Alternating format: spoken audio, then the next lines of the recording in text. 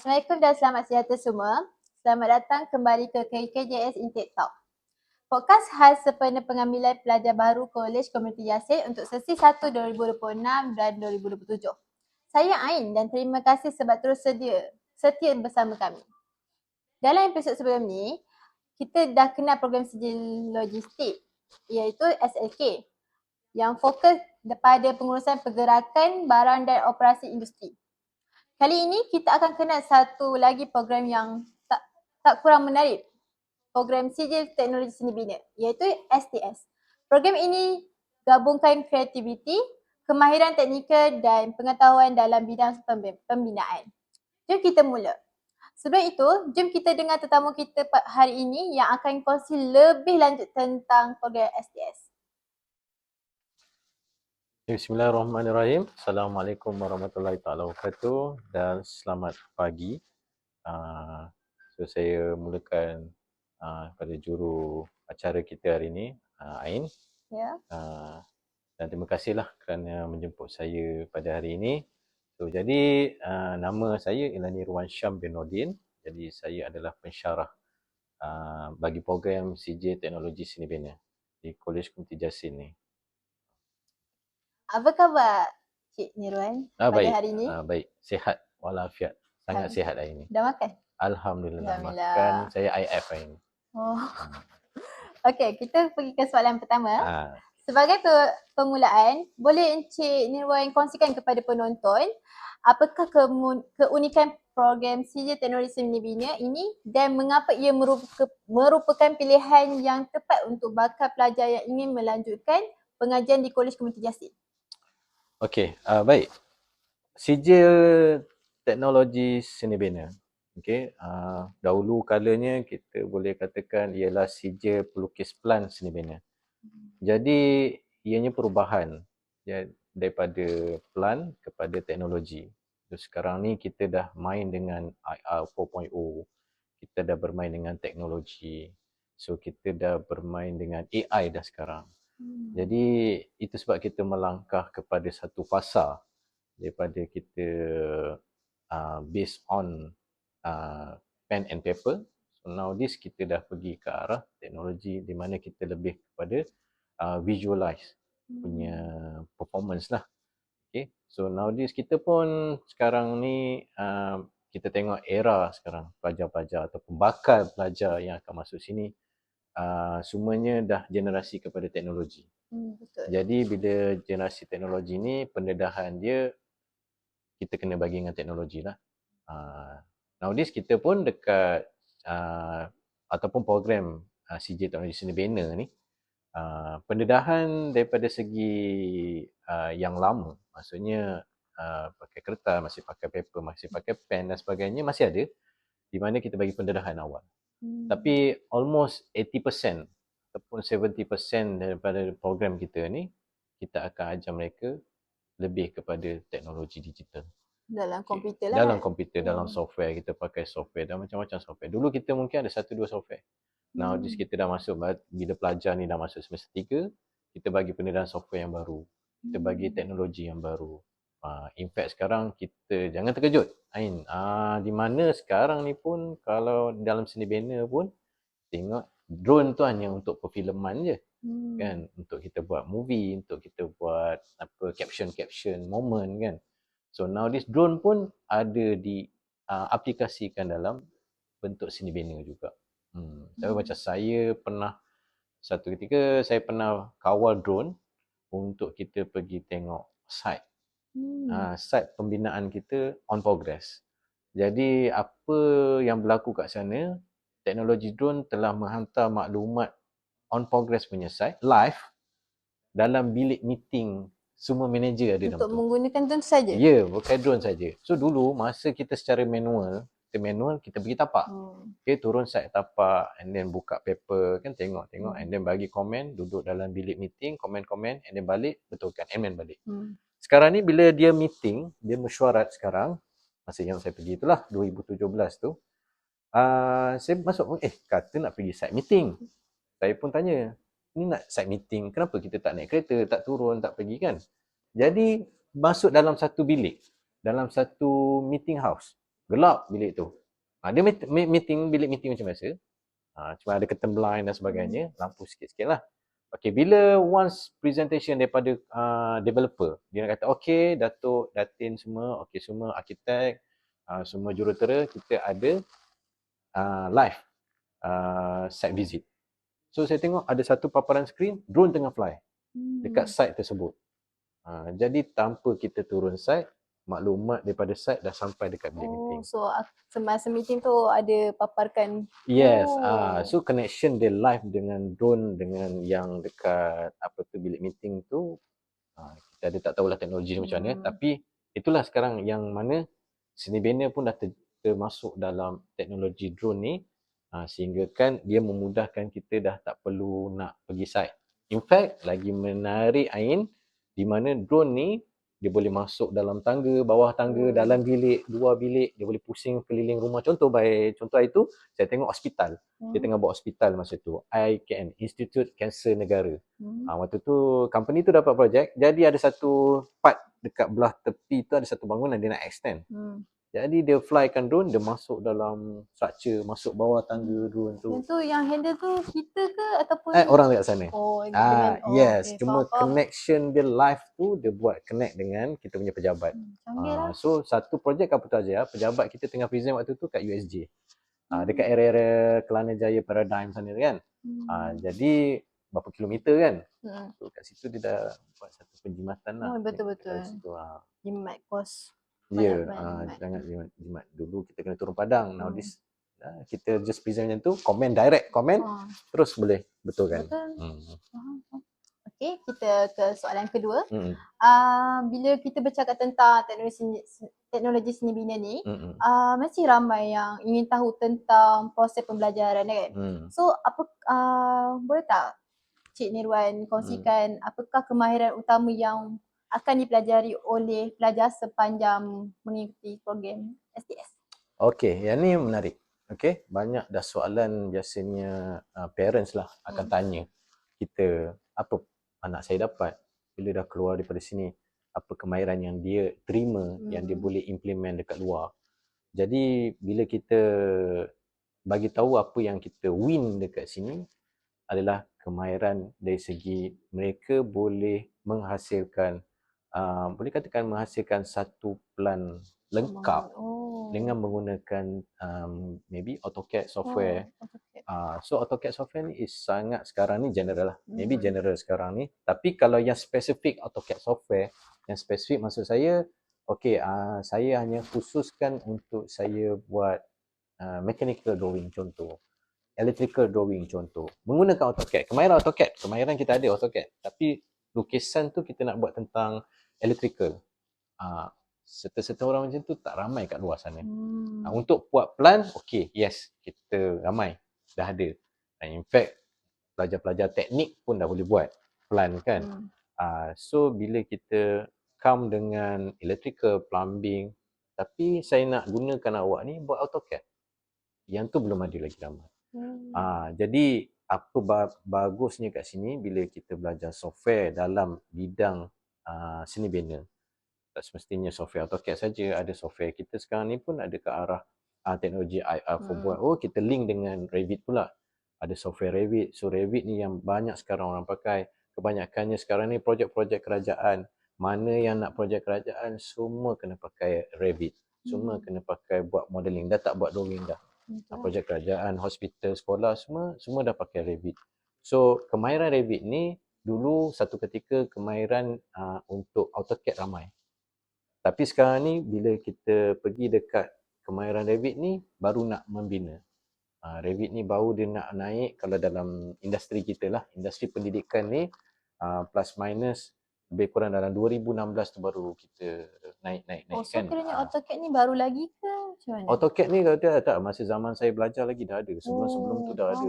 Tahun 90-an pun dah ada. Dia ada version macam 2000. Ada tahun version 2000, ada release 10, release 12, release 14. Baru masuk tahun 2000 tu, era 2000 tu, barulah kita tengok apa yang ada AutoCAD sekarang. Tapi dia go through lah, dia punya version tu berubah-ubah mengikut tahun dan keadaan semasa. Jadi kalau katalah apa yang anak-anak mereka dapat bila belajar di sini dengan bidang seni bina ni, saya boleh pastikan, boleh katakan yakin 100% mereka keluar, mereka boleh kawal software AutoCAD tu dengan baik sekali lah. Oh, Hmm. faham. Okey, soalan seterusnya, soalan ketiga. Dalam bidang seni bina dan pembinaan, Mm-mm. penggunaan teknologi seperti perisian mereka bentuk digital semakin penting pada masa kini. Bagaimana program STS memberi pendedahan kepada pelajar dalam penggunaan teknologi atau perisian yang berkaitan dalam bidang ini? Okey, macam saya cakap tadi, kita pun dah ke arah teknologi, kita pun dah pergi ke another satu level dalam bentuk seni bina. So nowadays pun kalau kita pergi ke industri, kalau Ain pergi tengok dekat, kita ni banyak, kadang-kadang kita ada JV juga dengan firm arkitek, kita tak lari lah. Itu memang kita punya, orang kata, bidang kita, badan ataupun persatuan ataupun boleh katakan industri yang kita akan hantar pelajar ni ke mana. Dalam masa yang sama sekarang ni, kalau bercakap tentang teknologi tadi, kita banyak allies dengan CIDB. CIDB sekarang untuk makluman Ain juga dan para yang lain lah yang mendengar ni kan. So untuk CIDB ni dia jadi hub kita.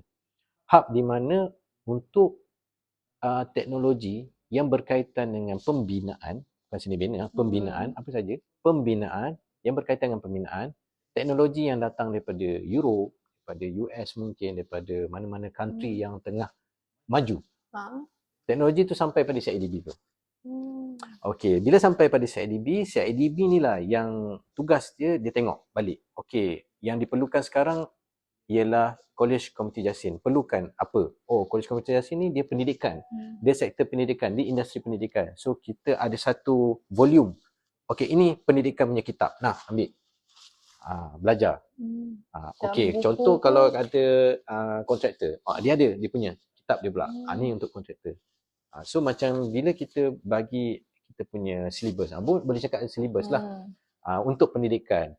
Okey, kita bagi kepada ni. Okey, ni nanti sampai bila kita tengok, hari ni kita tengok syllabus kita nak ajar kepada pelajar kita tu, itulah dia yang kita extract daripada CIDB. Tapi bukan 100%. Kita dapat juga daripada kita punya pasukan yang mendirikan syllabus, kita tengok balik, kita review, sesuaikan pula dengan sijil. Dia ada peringkat diploma, ada peringkat degree kan. So bila main dengan seni bina ni, saya rasa mana-mana bidang pun kan, kalau sijil dia macam tu, dia punya syllabus. Masuk diploma macam tu. So dia bila kita tengok balik dia punya, orang kata, indikator dia, okay, kita akan rujuk sini, kita akan rujuk sini. Yes, kita tak tinggalkan juga dengan firma-firma arkitek kita, dengan Persatuan Arkitek Malaysia kita, dengan lembaga arkitek Malaysia kita masih berpegang dengan mereka. Sebab basically kalau di College Community Jasin ni, ataupun semua college community yang ada 13 college community yang ada seni bina, memang 70% tu masih lagi kita mengadaptasikan ilmu-ilmu ataupun pembelajaran untuk dia keluar sebagai seorang arkitek. Namun kita tak terlepas pandang, lebih kurang dalam 30% ke 20% tu, itu yang kita masukkan era teknologi tu masuk dalam sistem arkitek. Kalau tidak, kita ni akan ketinggalan lah. Kita tak beredaran zaman tu dah ke depan kan. Saya tak nafikan masih ada lagi industri yang kat luar sana masih menggunakan style konvensional, masih yang orang kata style lama lah dia cakap. Namun kita nak hasilkan pelajar-pelajar kita lebih berteknologi dengan peredaran zaman yang mendatang sekarang kan. Itu saja. Okey, soalan seterusnya, soalan terakhir. Untuk bakal pelajar yang mungkin mempunyai minat dalam melukis, mereka bentuk ruang untuk mencipta sesuatu yang baru. Tetapi masih ragu-ragu sama ada bidang ini sesuai untuk mereka. Apakah nasihat Encik Mirwan kepada mereka yang ingin memilih program sijil teknologi sendiri? Oh, okey. Ini pun satu soalan yang menarik. Ada yang datang pada kami tak ada bidang seni lukis pun. Ada yang datang pada kami bidang pure science, biologi. Ada yang datang pada kami, pernah saya terima satu orang pelajar 5A, 3B ataupun 4B. Masuk college? Masuk college. Sekarang kalau saya boleh mention nama dia Nur Ain Shakira. Hmm. Dia sekarang dah selesai, saya rasa tengah sambung degree dekat UTM Skudai. Dia adalah pelajar kita dulu. Dia pernah dapat tawaran UiTM masa dia semester 1 kat sini. Elok dia tengah buat drawing masa tu. Dia tengah buat lukisan dengan Puan Shikin, tak silap saya. Sebab saya PA dia masa tu. Jadi dia tanya Puan Shikin, dia tanya saya jugalah. Bila dia kata, "Encik, saya dapat tawaran daripada UiTM. Jadi macam mana ni, Encik?" Saya pun kata, saya bagi nasihat. Kalau mana yang dia minat, dia nak ke arah mana, dia seronok, enjoy apa yang dia buat, so carry on lah.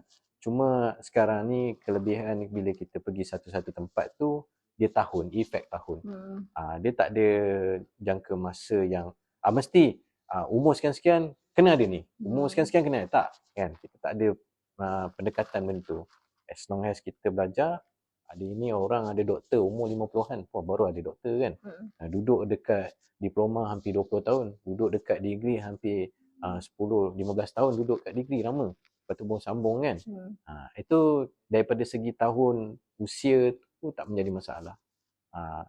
Tu balik tadi, Ain tu dia kata tak apa, dia teruskan. Maka dia teruskan, dia tak terima tawaran tu. So boleh katakan daripada CJ, seorang pelajar yang saya boleh katakan cemerlang lah. CJ masuk diploma di PMM, Politeknik Merlimau, dan dapat keputusan sambung pula sekarang ni di UTM Skudai. Saya rasa dah semester 3 ataupun semester 4 sekarang.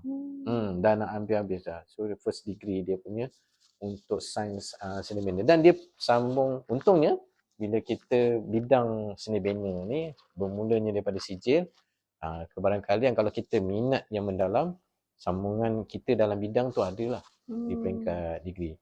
So kalau peringkat degree, kalau dalam arkitek ni kita dapat degree ni dah kita dapat part 1. Part 2, part 3 ni, part 2 is master, part 3 kita dah PhD lah, doktor. So bila kita dah part 2, kita ambil exam, kita dah boleh sign drawing tu. Sign drawing tu.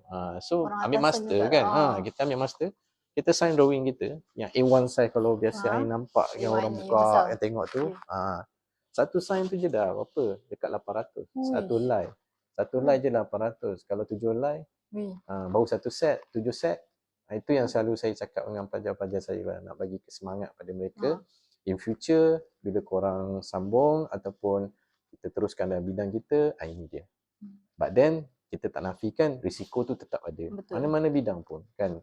Once awak sign this drawing, awak dapat bayaran, so kena admit it yang bila once datang risiko, awak lah yang frontliner tu. Dia akan panggil kita dulu.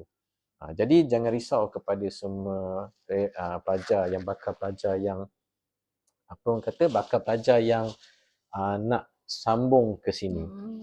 Mungkin tak pernah, tak tahu, pegang melukis pun tak berapa pandai. Tapi saya percaya, sebab saya pernah terima pelajar yang memang bukan, tak ada langsung art ke seni pun tak tahu, mereka boleh buat. Mereka dah habis buat. Sebenarnya tak ada istilah lah kalau college pun kita tak boleh berjaya kan. Tak ada. Sebab bagi saya bila kita duduk dekat college ataupun duduk dekat CJ ni adalah semuanya perkara asas. Kita buat perkara asas. So means kita from zero. Betul-betul. So sebab kita kata dah satu, kita masa kita sekolah dulu kita ada sejarah kita. Dan semua orang ada sejarah dia masing-masing. So kita kena zero kan, kosong. So mulakan benda yang baru kan. So di sinilah tempatnya kita start from zero balik. Saya pun time SPM tak ada seni. Tapi saya sekarang course CJ Multimedia. Slow by slow saya pandai kan. So tak semestinya dari zero tu kita tak boleh nak buat. Yes. Itu sebab dia ada basic bagus. Betul. Kita ada pendedahan masa sekolah bagus. Dia membantu kita waktu peringkat ni. Tapi jangan kata habis kalau kami tak ada, tak bantu ke kami ni? Tak macam tu. Dia bukan tak ada, tak boleh buat dah. Tidak. Dia ada tu, dia membantu. Kalau tak ada tu, still kita start from scratch juga. Kat sini pun kita start daripada zero balik, buat line balik. Kalau masuk kelas semester 1 tu, buat tulis balik. Pernah kan satu ketika dulu kita beli buku, ada jalur biru, jalur merah tu kan. Kalau kelas ini semester 1, dia orang tulis balik ABC tu. A huruf besar, A huruf kecil. Biasa dulu, kalau dulu ingat lagi ada Encik Fauzan lah biasa ngajar benda tu, tulisan tu. Sebab apa, nak betulkan balik stroke kita, tangan kita kan, supaya apa, bila kita sampai satu tahap, satu level, dah tak payah dah line-line tu, kita boleh ada stroke kita sendiri. Itu sebab bila istilah stroke ni, bila orang tengok oh ni stroke Ain ni, kita tengok tulisan kita tahu ni Ain punya stroke ni. Oh ni Encik Niwa punya stroke ni, kita boleh tengok. Sebab apa, daripada awal tu kita dah train dah penulisan kita. Mula sekian tak ada. Semua waktu semester 1, awak reti ke, awak tak reti ke, tahu ke, tak tahu ke, dulu sekolah teknik pernah belajar ke, tetap kita start from zero. Semua sama-sama kita start from zero. Ya. Faham? Okey. Terima kasih kepada ketua program yang sebab sudi berkongsi dekat penonton kita program sijil teknologi seni bina. Dari perkongsian tadi, kita dah nampak yang STS ni bukan sekadar pasal reka bentuk je, tapi gabungan kemahiran teknikal, kreativiti dan teknologi. Yang penting dalam dunia industri sekarang, kalau anda berminat nak sambung ke belajar di Kolej Komuniti Yasin, jangan lupa tahu permohonan kemasukan masih dibuka hingga 20 Julai 2026. Jangan lepaskan peluang ini untuk bina masa depan bersama KKJS.